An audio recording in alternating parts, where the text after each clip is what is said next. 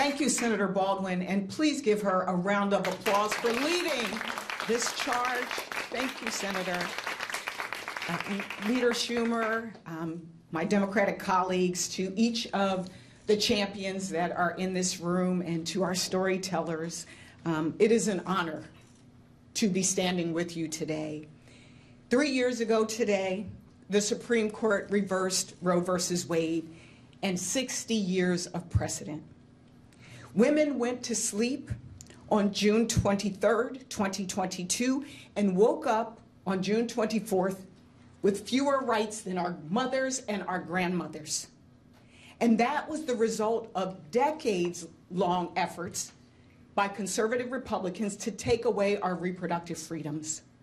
They claimed that they wanted to leave access to abortion to the states, but the Trump administration and extremist Republicans across the nation really wanted one thing: a national abortion ban.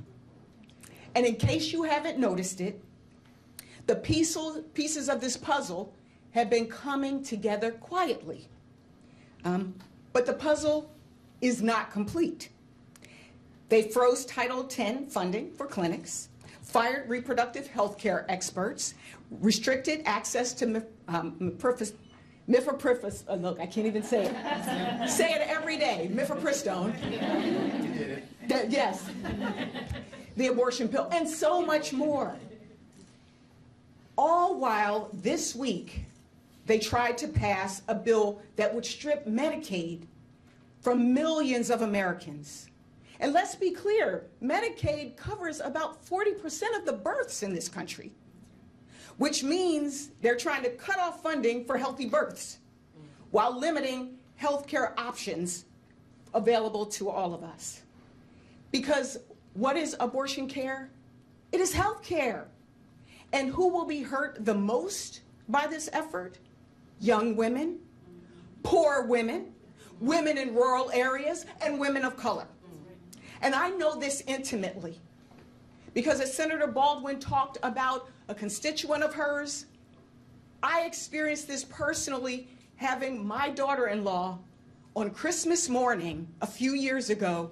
Her water broke prematurely. We showed up at a hospital and they sent her home without the care that she needed. Because I knew about our maternal mortality crisis, I was like, we're not stopping here. And we took her to another place. She was able to get the care she needed.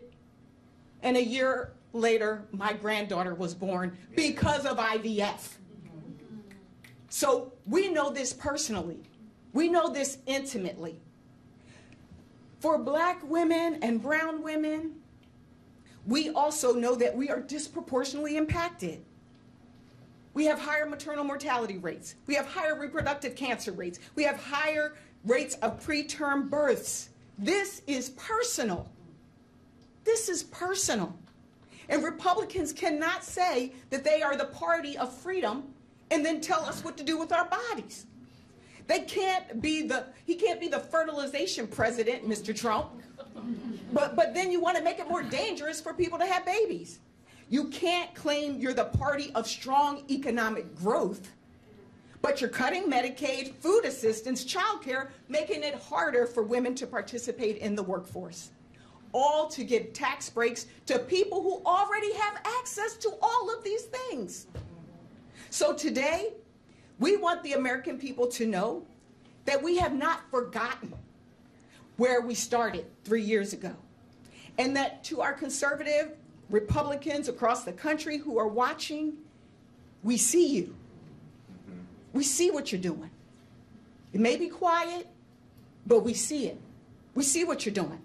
We see the puzzle of a national abortion ban that you are assembling, and we're going to do everything in our power, not just to fight now, but we're going to be ready to push the button when it's time to go and restore our freedoms and our rights. So, as Democrats and as advocates, we're about to put the pieces back in the box.